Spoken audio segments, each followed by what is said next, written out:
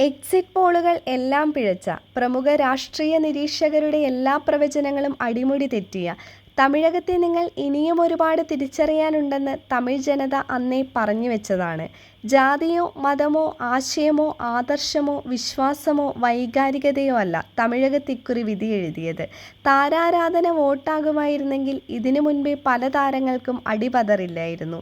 Joseph വിജയുടെ വരവ് പെട്ടെന്നൊരു ദിവസം ഉണ്ടായതല്ല.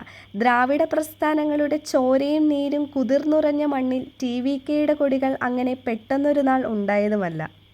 വിജയുടെ ഉദയത്തിൽ ഒരു അപ്രതീക്ഷിത ഞെട്ടലായി കാണുന്നത് ഒരു തെറ്റായ ചിന്തയാണ്. അതൊരു ദീർഘകാല പ്രക്രിയയുടെ ഫലമാണ്.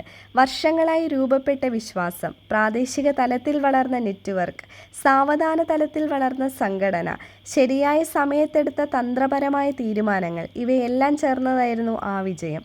ആരാധനയിൽ നിന്നും വിശ്വാസത്തിലേക്ക്, വിശ്വാസത്തിൽ നിന്ന് വോട്ടിലേക്ക്, വോട്ടിൽ നിന്ന് അധികാരത്തിലേക്ക്, അതായിരുന്നു ആ വഴി.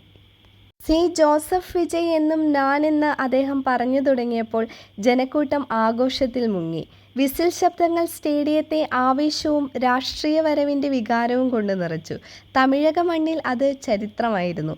നിറഞ്ഞു കവിഞ്ഞ ചെന്നൈ ജവഹർലാൽ നെഹ്റു ഇൻഡോർ സ്റ്റേഡിയത്തിൽ ജനസാഗരത്തെ സാക്ഷി നിർത്തി തമിഴക വെട്രി കഴക നേതാവ് സി ജോസഫ് വിജയ് തമിഴ്നാടിൻ്റെ മുഖ്യമന്ത്രിയായി സത്യപ്രതിജ്ഞ ചെയ്ത് അധികാരമേറ്റു.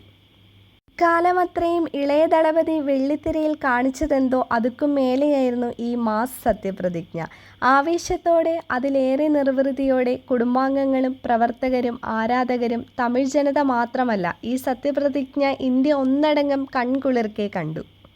രാഷ്ട്രീയത്തിൽ ജോസഫ് വിജയ് എതിരാളികളെ മലർത്തിയടിച്ചത് ആക്ഷൻ രംഗങ്ങളുടെ ചടുലതയോടെയാണ്. വെട്രിയിൽ തുടങ്ങി ജനനായകനിലെത്തിയ 3 പതിറ്റാണ്ടിലേറെ നീണ്ട വെള്ളിത്തിരയിലെ യാത്രയ്ക്കൊടുവിൽ വെറും 3 വർഷം കൊണ്ടാണ് രാഷ്ട്രീയത്തിൽ വിജയ് തമിഴകത്തിൻ്റെ അധിപനായത്. പാർട്ടി രൂപീകരിച്ച് ആൾക്കൂട്ടത്തിലേക്കിറങ്ങിയ ആദ്യ ദിവസം മുതൽ പോരാടുകയായിരുന്നു ദളപതി. മാറി നിൽക്കാനോ തിരിഞ്ഞു നോക്കാനോ ശ്രമിക്കാതെ വെട്രി നിശ്ചയമെന്ന് ആവർത്തിച്ച് ടി.വി.കെ ഓരോ ചുവടും മുന്നോട്ടാഞ്ഞു.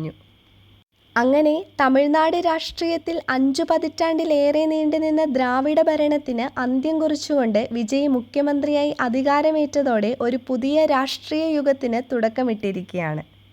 നിയമസഭാ തെരഞ്ഞെടുപ്പിൻ്റെ തമിഴക വെട്രി കഴകത്തിൻ്റെ വിജയ് മത്സരിച്ച പേരമ്പൂർ, തിരുച്ചിറപ്പള്ളി ഈസ്റ്റ് എന്നീ 2 മണ്ഡലങ്ങളിലും അദ്ദേഹം വിജയിച്ചിരുന്നു. തമിഴ്നാട് മുഖ്യമന്ത്രിയായി സത്യപ്രതിജ്ഞ ചെയ്തതിന് പിന്നാലെ വിജയ് തിരുച്ചിറപ്പള്ളി ഈസ്റ്റ് മണ്ഡലത്തിൽ നിന്നും ഔദ്യോഗികമായി രാജിവെച്ചു. പേരമ്പൂർ തൻ്റെ പ്രധാന മണ്ഡലമായി നിലനിർത്താനാണ് അദ്ദേഹത്തിൻ്റെ തീരുമാനം. ചെന്നൈക്ക് പുറത്തും തൻ്റെ രാഷ്ട്രീയ സ്വാധീനം വ്യാപിപ്പിക്കുന്നതിനും വിജയം ഉറപ്പാക്കുന്നതിനുമായിരുന്നു അദ്ദേഹം 2 സീറ്റുകളിലും മത്സരിച്ചത്. താരരാഷ്ട്രീയത്തിന് ഇനി തമിഴ്നാട്ടിൽ സാധ്യതയുണ്ടോ എന്ന് സംശയിച്ചവരുടെ മുന്നിലാണ് ഇന്ന് വിജയുടെ ടി.വി.കെ പുതിയ രാഷ്ട്രീയ ചരിത്രം എഴുതിവെക്കുന്നത്.